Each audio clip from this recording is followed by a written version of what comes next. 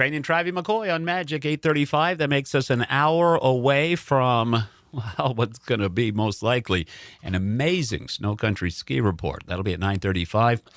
We're 4 below in Linden. Mike Barrett from Barrett Insurance Agency joining us for our weekly Good Policies chat. This time on the phone. Mike, good morning. How are you? Hey, Jeff, I'm well. How are you? Frozen solid.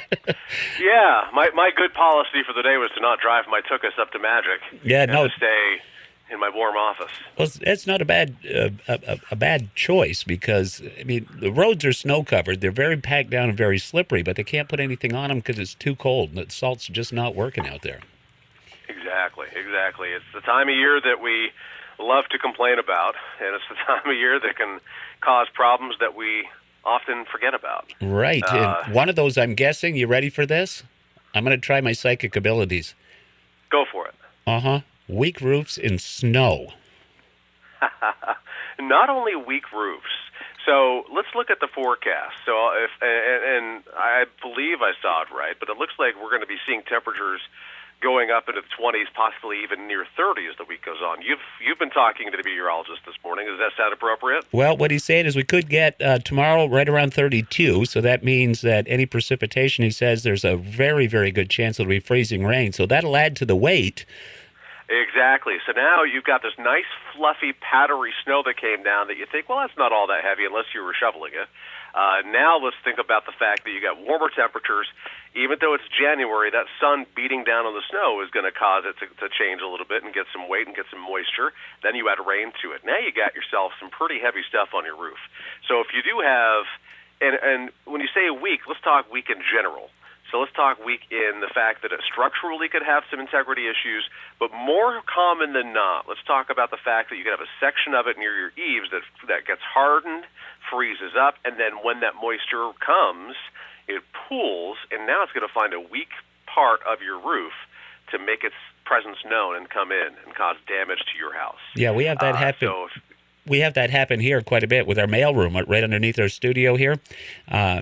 Old roof, not a very steep pitch on it. It's got the old tar tiles, and then it's got the about 8-10 inches of steel sheeting that runs the whole length of the roof. So, like you said, there's an ice dam. The water runs down, backs up past the steel section, goes in underneath the tiles, and then starts leaking inside. Exactly. And commonly, a policy will cover that. And I say commonly because it really depends on what type of policy you have. If you have a traditional homeowner policy that's the most common version because your house qualifies for it, then you're going to have coverage for that. Yes, you're going to have coverage. Do you really want to have coverage triggered? Not worried about rate increases or companies thinking badly of you, but if you have the ability and the time to get out there and mitigate or prevent a loss from occurring, it really is upon you as the insured to do so. And it's funny, my father, of course, as you well know, had this agency before I did, and my wife did, and my father and I, we're kind of vigilant with roof shoveling. Not because we don't trust our roofs, but because we don't want to be, we want to practice what we preach, and we've seen enough losses and enough claims where I'm freaking out going, when can I get out and clear off my roof enough so that I feel like I'm not going to have a problem? So it's something to really think about, be on top of, especially if you don't have much of a pitch, or especially if you have a flat roof. Maybe you have drainage on there, but do you really want that weight to become a problem? So tis the season where you really have to stay on top of that. Now, of course, in addition to that, we have frozen plumbing issues that I'm seeing people have problems with. Right. So another fun one. Well, I want to go back real quick here to the roof thing here. You talk about the sunshine beating down, and then we get precipitation and such like that with the ice that is jammed up towards the edge of the roof here. It could get warm enough that ice could fall, and we talk about being liable for that as well.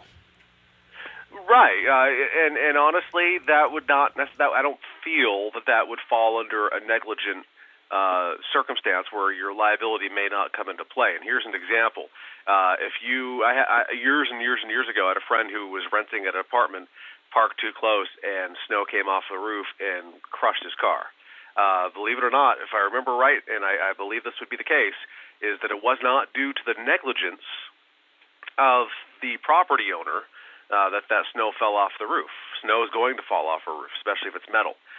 So it really was because my friend parked too close. So there was no coverage from the property owner's policy to pay for the damage of that car. Now we'll turn that around and say that if you are walking and you get hit by it and you sustain injury, it's quite possible that while you wouldn't be able to go after the liability of that policy for the building, the medical payments to others would probably be triggered to whatever limit they have to give you some medical assistance if you sustain an injury.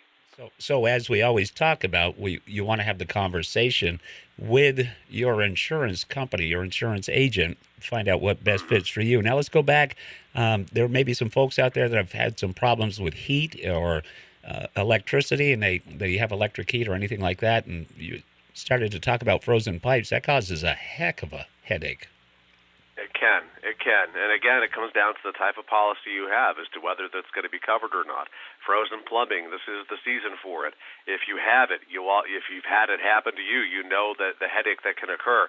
The one stressor that I'll put out there is if you do have frozen plumbing, do not go to extremes to thaw it out, because interestingly enough, that is the highest probability of loss that we see. And I don't have statistics in front of me, but I have seen it in the past where people may go a little aggressive with the types and the methods used to thaw out that plumbing, and then could cause a fire. Well, so if you're going to be using space heaters or torches or any propane type of heat, make sure you're following all precautions, ventilation, spacing, everything such as that, to prevent further loss from occurring. Well, you mentioned the threat of fire. We had a couple of stories in the news here over the past couple of weeks where that just happened when we had our previous cold snap. And we ought to think about, too, as you mentioned, with space heaters like propane, kerosene, you got carbon monoxide problems there, too. Exactly. Carbon monoxide can be a big problem. And go back to the space heaters, too. Remember that one of the biggest warnings on a space heater is to not use a power strip or an extension cord with it, because those devices are not made to deal with the amount of power going through. And you can feel it when you use a space heater. You can feel the heat in the cord. Be extremely careful with how you use those and set them up. Yes, we need them, especially for cold spots in your house, but use them with caution. Right in front of you so you can see them. Never leave them unattended. And we've seen folks around that have, they've gotten themselves some guinea hens or whatever, and they're outside in, a shed or an enclosed area, and they're using heating lamps, and that's just as much a threat. That's a big threat. We insure a lot of farm properties, and one of the biggest things we point out is incandescent lights or lights without dust covers that are in barns, especially with hay. You've got hay and dust, and you've got these light bulbs and space heaters and different things that get very, very hot. And imagine, if you will, some dry hay just flying around the air, hitting that, and how quickly that could turn into a loss. Well, there was a young woman who lost her life here just a few weeks ago with that, so... Have the conversation. Think about you being the liable one in case somebody does get injured. And when you want more information about insurance, they can get a hold of you. How? Yeah, just give us a call, 748-5224. Visit our website, thebarrettagency.com, Google, Facebook, and YouTube, all Barrett Insurance Agency. And, of course, joining us Tuesday mornings at 8:35 with good policies. Absolutely. All right, you headed off to class today? Not off to class. I'm a board member for the Vermont Insurance Agents Association, and we have a meeting in Montpelier this morning, so I'm going to be heading off to that in just a second or two, and then I'll come back and spend the rest of the day here. All right. Well, be safe en route, too. It's snow-covered, all right? We'll see you next week. I will. Be very careful. Thank you, sir. Thank you, Mike. Barrett Insurance Agency with good policies here on Magic 97.7. Good music from 5 Seconds of Summer coming up. We'll try to squeeze in, let's set you up with some Outcasts.